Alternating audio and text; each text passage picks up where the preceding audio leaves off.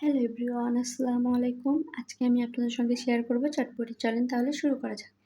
এই তো প্রথমে আমি সারা রাত চটপটির ডালটা ভিজিয়ে রেখেছিলাম। তারপরে সকালে উঠে এটা আমি ধুয়ে সুন্দর করে পরিষ্কার করে নিয়ে প্রেসার কুকারে দিয়ে নিয়েছি। ছোটো ছোটো করে আলু পিচ করে দিয়ে নিয়েছি। তারপরে এখানে আমি চুলাতে প্রেসার কুকার বসাই দিলাম, 3-4টা সিটি দিয়ে নিলাম।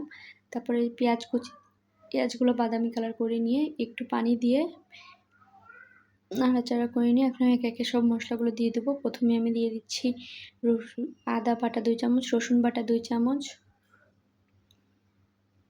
গরম মশলা 1 চামচ। তারপরে আবারও একটু হালকা একটু নাড়া দিয়ে মিক্সড করে নিচ্ছি। লবণ দিব স্বাদ মতন,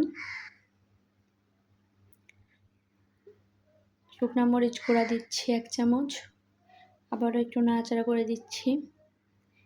একে একে আমি তারপরে বাকি মশলাগুলো দিয়ে নিব।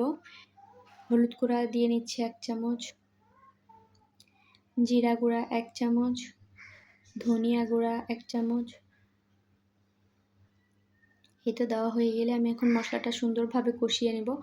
আপনারা একটু ধীরে ধীরে লো আছে মশলাটা সুন্দরভাবে কষিয়ে নেবেন। যতটা মশলাটা কষানো হবে ততটাই চটপটির টেস্ট বেড়ে যাবে দ্বিগুণ। তারপরে তো সিদ্ধ করা চটপটি আর আলুটা আমি ঢেলে দিচ্ছি। এটা আমি কিছুক্ষণ রান্না করে নিব।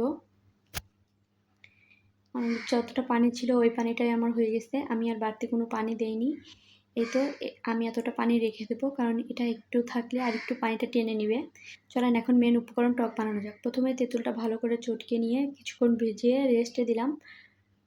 তারপরে তুলে নিয়ে সুন্দর করে চেপে চেপে আমি বিচিগুলো তুলে নিলাম, আলাদা করে নিলাম। তারপরে এখানে একে একে সব মশলাগুলো দিলাম। প্রথমে দিলাম ভাজা জিরার গুঁড়া, তারপরে দিচ্ছি বিট লবণ স্বাদ মতন, তারপর চিনি ফ্লেক্স দিচ্ছি, টেস্টিং সল্ট আর চিনি, লেবুর রস। দেখেছেন লেবুটা কত বড়, অনেক বড় লেবুটা। এটা এখন সুন্দর করে ঘুরতে থাকবো মিক্সড করে নিব। এতে টকটা রেডি। এখন চলেন বাকি কাজগুলো করা যাক। শসা, পেঁয়াজ, কাঁচামরিচ কাটা যাক। এই তো প্রথমে একে একে সবগুলো ছিলে পরিষ্কার করে ধুয়ে নিচ্ছিলাম, এখন সবগুলো একে একে কেটে নেব। এই তো পেঁয়াজ মরিচ কাটা শেষ। এখন আমি ডিম সেদ্ধ চড়িয়ে দিয়েছিলাম, ডিমগুলো আমি সুন্দর করে গ্রেট করে নিচ্ছি, কুচু কুচু করে নিব এখন।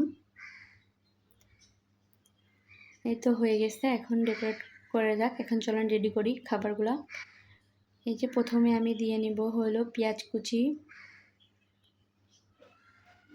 তারপরে এখানে কাঁচামরিচ কুচি, শসা,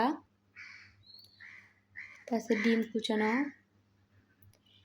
এখানে আমি চটপটির জন্য আমি নিমকি কিনে নিয়ে এসেছিলাম। নিমকি অবশ্যই দেওয়ার চেষ্টা করবেন, নিমকিটা দিলে টেস্টটা দ্বিগুণ বেড়ে যায়। নিমকিটা আমি হালকা আধা ভাঙা করে নিয়েছি। এই তো রেডি। সবাই খেয়ে অনেক তো প্রশংসা করেছে, আপনারাও খাবেন।